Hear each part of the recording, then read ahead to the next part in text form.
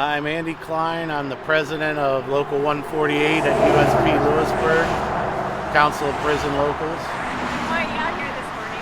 We're out here to try to raise awareness to the public and also send the administration our message that forcing Americans to be vaccinated isn't American, that,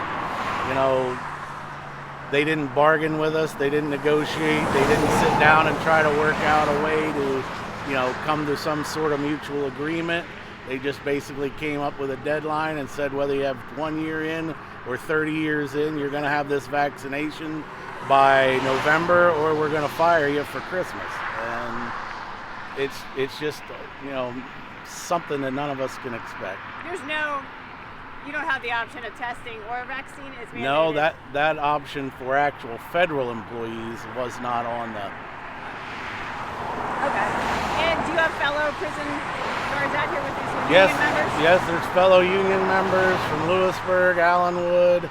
There's retired members from Allenwood. There's a Lycoming County Patriots group that's here, and there's also just a few concerned citizens that want to stand up to basically the fact that we have a choice. They didn't put a clause in about antibodies, whether someone had the virus 2-3 times and has basically an immunity to it. It was just, this is what you're going to do. And they're not forcing the inmates to be vaccinated. They're not forcing illegals to be vaccinated, refugees to be vaccinated. They exempted Congress, Senate, all their staff, federal judges and their staff, and everyone that works for all the vaccine companies. So their goal of trying to vaccinate 100% of the country is never, ever going to be reached. So why is there an emergency? Is all federal employees except those groups you mentioned? Yes. Yeah, there's been certain groups that were cut out of the federal employees.